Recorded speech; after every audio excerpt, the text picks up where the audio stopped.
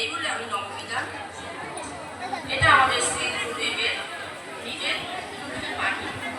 আমার গুরুদেব বলেছেন, আমার শিষ্য ভক্তগণের জন্য আমি 9টি বিধান প্রবর্তন করিয়াছি। এক, শ্রী গুরু সঙ্গ আমার প্রাণ। শ্রী গুরু সঙ্গের জন্য যে প্রাণ দিলে তার জন্য আমি প্রাণ দিব। শ্রী গুরু সঙ্গকে বাঁচাইয়া রাখাই আমার শিষ্যের শিষ্যত্বের লক্ষণ। যে শ্রী গুরু সঙ্গকে ভালোবাসিতে পারিবে না, তাহাকে আমি কিভাবে শিষ্য বলিয়া মনে করিতে পারি? যে স্থানে অন্তত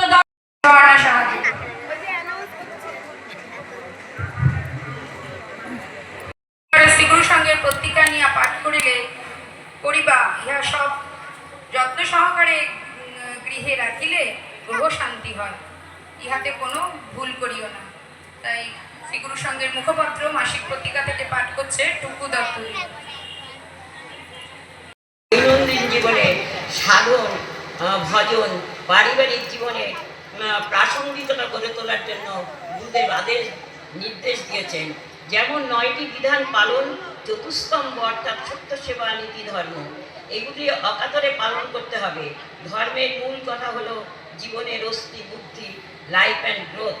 বিজ্ঞান কখনো নিজে পরিচালিত হয় না, পরিচালনা করেন তিনি বৈজ্ঞানিক। জীবন সত্তার প্রধান বৈশিষ্ট্য হলো আত্মসংরক্ষণ ও সম্প্রসারণ। কোনো জীবী আবদ্ধ জীবন চায় না, বিকাশ চায়, বিবর্তন চায়। ধর্মের জীবন্ত রূপ হচ্ছে আদর্শ। আর মানব সমাজকে বাঁচানোর জন্য, আমাদের অস্তিত্ব রক্ষার জন্য চাই দীক্ষা। দীক্ষা হলো তার আদেশ নির্দেশ মেনে চলা, অনুশীলন করার অঙ্গীকার। সবাই চায় জীবনের অমৃত সুধা পান করতে, কিন্তু ব্যক্তি জীবনে মন ও হৃদয়কে দূষণমুক্ত করার একমাত্র উপায় দীক্ষা গ্রহণ ও গুরুর আদর্শ মেনে চলা। এরূপ অনুশীলনে মন দূষণ মুক্ত হতে পারে।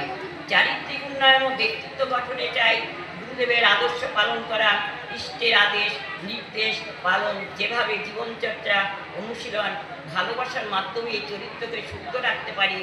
ইষ্টকেন্দ্রিক চলনের অপরিহার্য অঙ্গ হল সৎ দীক্ষা। মানুষ রূপে জন্মালে মানুষ হয় না, মানুষ হতে গেলে তার মান এবং হুঁশ থাকতে হবে। তার জন্যই চাই এবং দরকার অনুশীলন। বাড়তে গেলে মানুষের জীবনে যা লাগে সেই করণীয়গুলো দৈনন্দিন নিষ্ঠা, আনুগত্য, সহচর্য রূপে পালন করাই হলো মানব ধর্ম। বাস্তবভাবে এর রূপায়ণের জন্যই দরকার আদর্শ পুরুষ, আর তিনি হলেন আমাদের শ্রী গুরুদেব শ্রী শ্রী দুর্গাপ্রসন্ন পরমহংসদেব।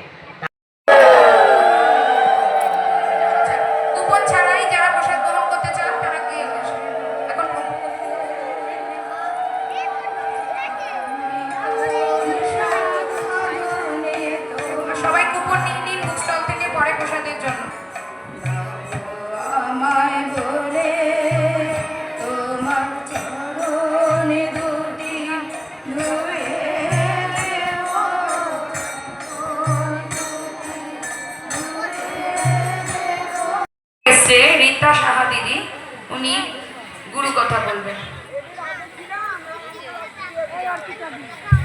জয় শ্রী গুরু, জয় শ্রী গুরু, জয় শ্রী শ্রী ভগবান শ্রী চরণ যুগলে ধরে ওঠে প্রণাম জানাই।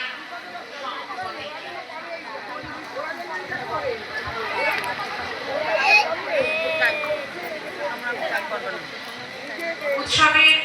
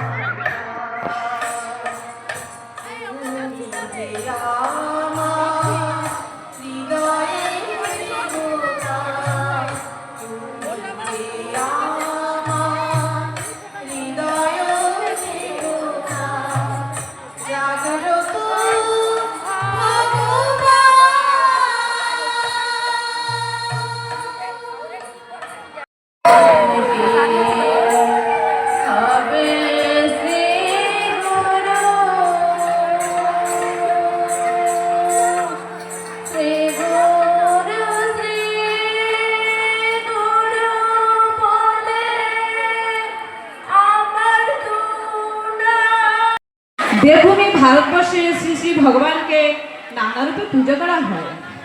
বাল গোপালের পূজা তারই অন্যতম একটি। কিন্তু প্রতিদিন একটি প্রসিদ্ধ ব্র্যান্ডের উৎকৃষ্ট দ্রব্য সংগ্রহ করে শ্রী শ্রী গুরুদেবের আশ্রমে পৌঁছে দেওয়া কত বেশি নিষ্ঠা, ভক্তি এবং ধৈর্য থাকা সম্ভব, সে কথা ভাবলে অবাক হতে হয়।